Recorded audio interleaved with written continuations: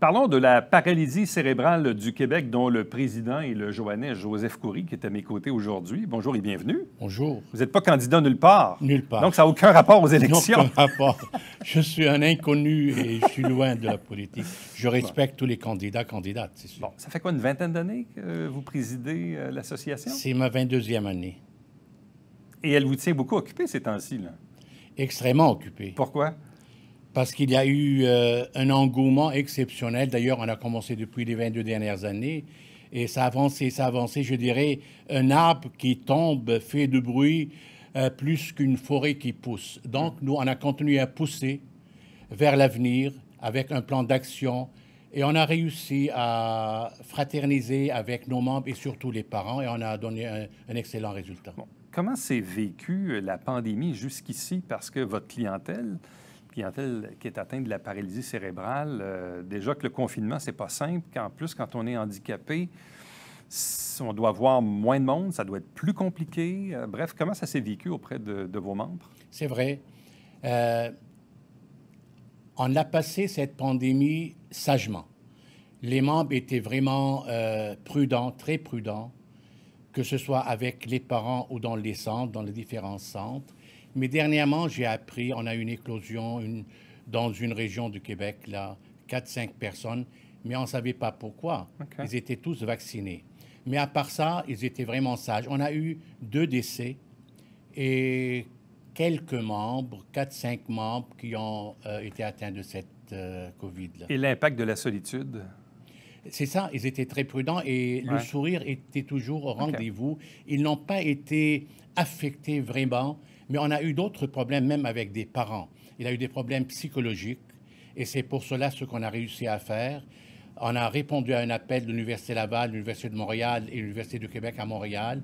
Et on a financé un projet pour connaître les impacts et les conséquences de la COVID et on attend des résultats d'ici Noël. Bon. Là, vous avez un projet, entre autres, qui démarre au Vieux-du-Luth, ici, à Saint-Jean-sur-Richelieu, où on donne $1 par brochette de poulet vendue. Ça peut paraître anodin, mais en quelque part, pour vous, c'est une source de financement quand même importante. Et il y a le geste aussi là-dedans. Il y a premièrement, je dirais, la ville de Saint-Jean a été d'une ville pleine de richesses et d'abondance pour l'association, à tout point de vue, là. Et la majorité des projets on avait commencé à partir de la ville de Saint-Jean. Parmi les projets, c'est innover dans le sens pour aller de l'avant rapidement. Et suite, d'ailleurs, le Vieux-du-Luth était partenaire en 2018 pour aller de l'avant avec nous, avec notre Téléthon, qu'on était obligé de l'annuler en 2020. Ouais. Donc, le Vieux-du-Luth Saint-Jean, c'est des personnes exceptionnelles. C'est un des bons restaurants que j'aime beaucoup moi-même, et même manger la brochette de poulet. Donc, j'ai parlé avec Pedro. Et je lui avais expliqué, parce que le mois de novembre, le 6 novembre, c'est la journée mondiale de la octobre, pardon. Ouais. C'est la journée mondiale de la paralysie cérébrale. Et je lui avais proposé s'il y a une possibilité de collaborer ensemble avec le Vieux-du-Luth en donnant $1 à toute brochette de poulet vendue dans son restaurant. Il m'a dit tout de suite, je suis partant. Okay. Et c'est pour cela actuellement, durant le mois d'octobre jusqu'au 30 octobre, les gens qui mangent une brochette de poulet dans ce restaurant, il redonne $1 à l'association. C'est un geste et ce geste commence à prendre place dans différentes villes. Bon, ça c'est mon autre question maintenant. Comment le cas du Vieux-du-Luth Saint-Jean avec son $1 sur la brochette va-t-il faire des petits ailleurs au Québec? C'est sûr, c'est sûr. Le message a été diffusé dans différentes villes à travers le Québec par nos moyens et même pas plus loin que Resto Montréal. Il a mis sur son site web la publicité pour le $1 d'un restaurant concurrent. Et même Pedro, il a l'intention de faire participer tous ces restaurants. Il y en a 3.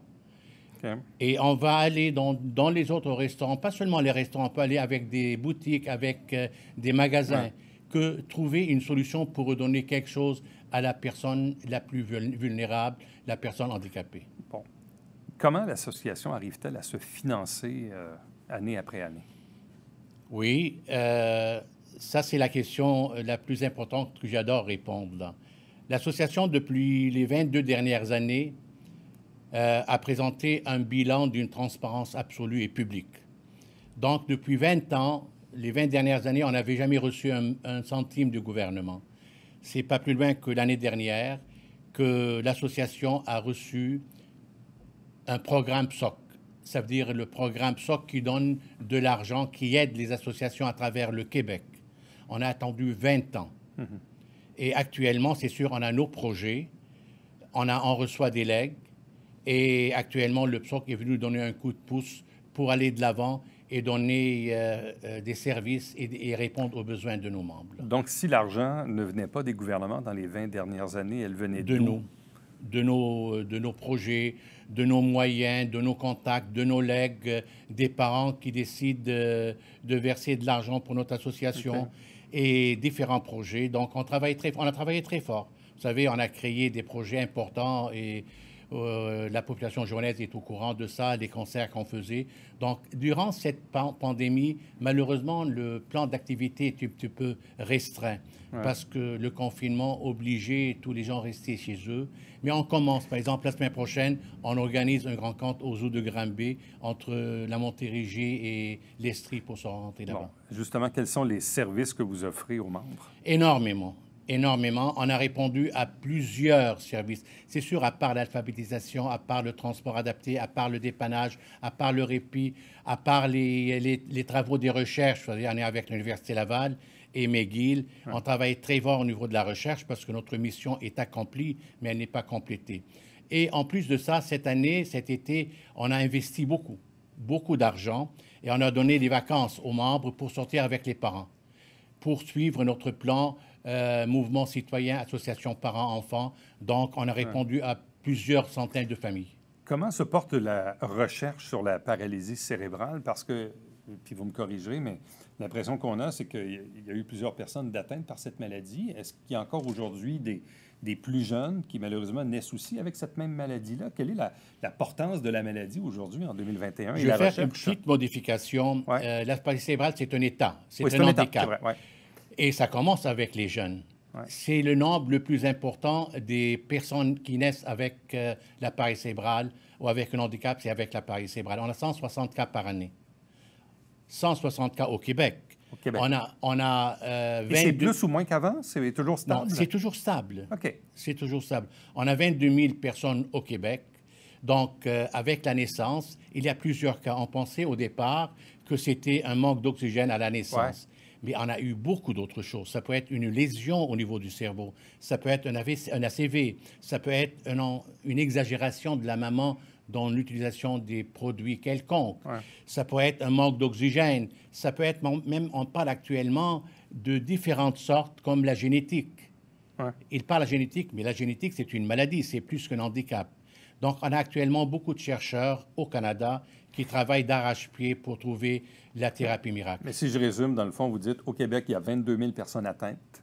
Au Québec. Puis à chaque année, vous avez à peu près 160 nouvelles naissances, nouveaux cas qui s'ajoutent. Mais je veux dire plus que ça. Au Québec, il y a 22 000, mais on multiplie par 4. On est rendu à 100 000. Mais au Québec, il y a 1 200 000 personnes atteintes d'un handicap. D'un handicap tout court. Ça veut dire, on ajoute par 3,5, on est rendu à 4 millions de personnes au Québec vivant avec un handicap. Et c'est majeur. Et c'est pour cela qu'on travaille. Même, on aimerait beaucoup travailler en collaboration avec les autres associations pour aller de l'avant. Au niveau des personnes handicapées au sens large, pas juste la paralysie cérébrale. C'est exactement ça. Quels sont vos projets pour la prochaine année? Bon, les projets sont énormes. Comme j'ai dit, on sort de la pandémie. On prépare, on a l'intention, on pense retourner au Téléthon, on pense retourner à une émission de télévision et surtout répondre aux besoins dans un plan d'action qui est déjà bien élaboré pour répondre aux besoins quotidiens de nos membres. Et surtout, on va regarder actuellement l'aspect psychologique. Et ce n'est pas seulement pour les enfants, pour les parents aussi. La situation est très grave. La pandémie n'était pas facile pour nos membres et pour les parents et en général. Donc, on a des multiples projets pour répondre aux besoins et aux services. C'est déjà énorme. Et on sait très bien que les besoins d'une personne qui a une paralysie cérébrale difficile, sévère, c'est 24 heures sur 24. Donc, on va essayer d'avancer, de suivre le même chemin que la forêt. On va continuer à pousser. sans faire de bruit, mais avec fermeté, contrôlée et surtout avec engouement. Et ça a donné des résultats depuis 20 ans. Et on va collaborer avec tout le monde, on va faire des projets partout. C'est pas ça qui nous manque, on a une liste pleine qu'on est en train de la réaliser. Qu'est-ce qui vous motive, vous, à continuer dans ce projet-là depuis une vingtaine d'années? C'est une excellente question et j'attends que préparer la relève. Moi, c'est ma 22e année. Je veux rester toujours fidèle pour répondre aux besoins, que ce soit président ou président sortant. Les titres, ça ne m'intéresse pas. C'est le dernier souci, parce que quand tu as travaillé avec engouement depuis 22 ans, à titre de bénévole, donc vous ne cherchez pas les titres. Vous avez une cause, et moi je crois en cette cause. Pour moi, c'est une cause noble. Je comprends. Joseph Khoury, merci beaucoup. Bonne chance pour la suite. Et merci beaucoup aux Vieux du Lutte Tout à fait. pour cet engagement. Et on invite d'ailleurs, évidemment, les gens à aller au Vieux du Lutte pour manger des brochettes de poulet et donner, donc, indirectement, donc, $1 à l'Association de paralysie cérébrale du Québec. Merci beaucoup. Merci. Restez avec nous. On vous revient après ceci.